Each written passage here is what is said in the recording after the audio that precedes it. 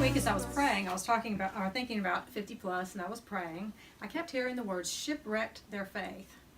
And so I began to press into what is shipwrecked their faith. And I saw a picture of a ship that was on a sandbar. And so I heard to go look up scriptures about being shipwrecked in their faith. So one of the scriptures I got was 1 Timothy 1, and it is 18 through 20.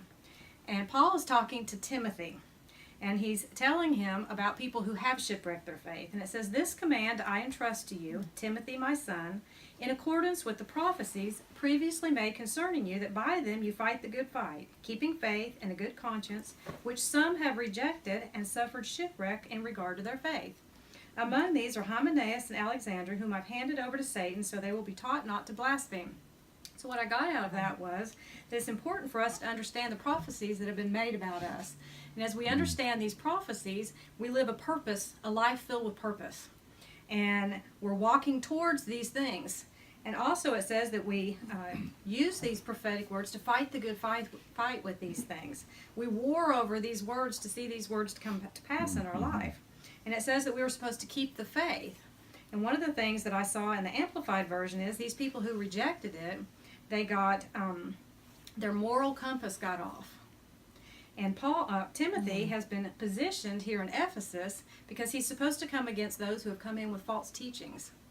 And so what I saw was there's a true north. There is an absolute truth that all of us have. And when we get away from taking time to spend time in the Word or spending time with other people, it's easy for our moral compass to get off and us to get away from true north. And so it's important that we keep the faith in a good conscience. Be in that place so that when we're walking along and we start to go off in a wrong direction, the Holy Spirit nudges us and brings us back, and we're listening. So it shows me that these people that got rejected in their and got shipwrecked in their faith went against this conscience. They went against keeping the faith and the good conscience, and they deliberately made a decision that they were going to keep going in the direction that they were going, and they ended up in this place of being shipwrecked, where now they're being turned over to Satan. They're stuck in a place of being stuck. Which brought in, well, it reminded me of dreams I've been having, and I was thinking of this shipwrecks, sandbars, and sharks. And I'm thinking of the sharks, because you hit a sandbar, there are reef sharks around there. Now, not all reef sharks are mean, but there are sharks like bull sharks that are mean. And if you come into their territory, if you're snorkeling or something, they'll come after you. They're very territorial, especially if they have little ones following them. They'll come after you. And that's why they're called bull sharks. They're bullies. That's what some of the dreams I've been having. When a ship's coming into shore, they're looking for the lighthouse. And all the lights surrounding the lighthouse have to line up for that ship to come into shore safely. If they come in too quickly and aren't listening to the lighthouse himself, and the lights aren't lighting up, then he's going to get stuck on that sandbar. Some people get stuck in the ship and don't want to get out. They're afraid to get out of the boat.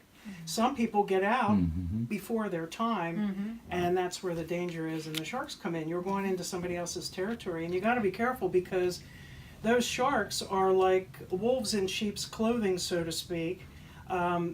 They can go into regular water now, fresh water. They don't have to stay in salt water. They're acclimating to fresh water. So you may think you're going into safe territory, but it's not safe. The sharks are still there, and they're kind of disguised. So you have to be careful. But that's what reminded me of when you were talking about the shipwreck. That's interesting that we get that at the same time. Yeah. That's neat. That's good. One of the things that I saw too is that whenever we are in the place where we are going against our conscience and we're veering off from our moral compass and getting off track, that's a place where we get out from underneath the umbrella of God's protection. So it brings you over to the sandbars where the sharks and everything are. The other thing I saw with it, I began to ask the Lord as I saw this boat. I said, well, I saw a picture in my mind of this ship, and it's up on a sandbar, and it's been there for a while. It's not something that's, it's been sitting there for a while, so the paint's peeling off of it, there's barnacles on it, it's a mess. And so I started praying. I said, oh God, what do you do to help this one it's been stuck this long and it's looking like this? And what I began to see is you need to count the cost. These people need help. But I saw ropes being attached to this boat, and it made me think of like an Amish barn raising or something, where they'd get together and everyone would come and they would all be a part of it, and how It takes people being involved in this person's life to help pull them back out of that place, but then the boat has to be put back in shape again too. And so there's that scraping of the barnacles that comes off. It's sanding it down, making sure that the foundation is good and all. And I think, with these people, a lot of times, because their conscience has become seared, things have happened. There's work that has to be done in their life, and people have to, they need people to mentor them and work with them in their life to get their foundation back sure again, and pray with them over things and all. And so we have to be willing to be able to do that. And I also sense that there are some people that it talked about in Acts 27, how Paul was in a shipwreck. And he was in a shipwreck, and it wasn't anything that it was of his doing. Yeah. He's in this boat, and he's in this boat because he's been imprisoned for wrong reasons, but he's appealed to Caesar, and he's somebody that understands his prophetic words. That's why he's able to talk to Timothy like he does, is because he understands the prophetic word that he had, that he was going to go to the Jews, the Gentiles, and that he was going to go to kings and leaders. And through this imprisonment, he'd already seen a lot of the leaders, but now it was time to go to Rome. He hadn't been to Rome yet, so he appealed to Caesar, so he knows he's on the way. And he gave some good advice to them because it had taken far too long to get where they were at on the seashore, around the seashore, going to Rome. And he tells them we should just weather the storm out here. And they said no. And they rejected his idea, and they went on. And he said, well, if we do, there's going to be a shipwreck, there's going to be loss of life, and there's going to be a loss of or possibly a loss of life and loss of cargo. But yet they chose to go on anyway, and all of those things happened, but in the end, an angel appeared to him and told him that everyone on this boat will live because of you. But he understood his purpose, and so even when he landed, he got out, and the people on the island that they were at got healed and saved, and things happened on the island. So But that's because he was walking in his prophetic purpose Yes. rather than ignoring his prophetic. Yes. The shipwreck that he was in actually worked for his good. Absolutely. Those who ignore their prophetic purpose, the exact opposite could happen. Right. Yeah, didn't even Wow. a snake bite him when he put Yeah.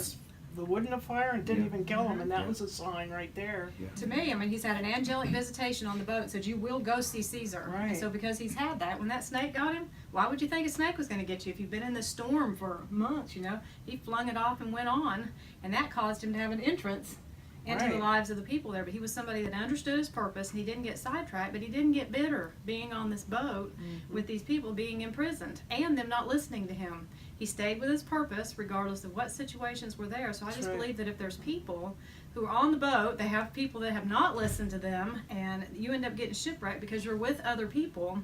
It's all in how you maintain what God's spoken to you and continue to live that out. He can take all the situations and work it for good. That's good.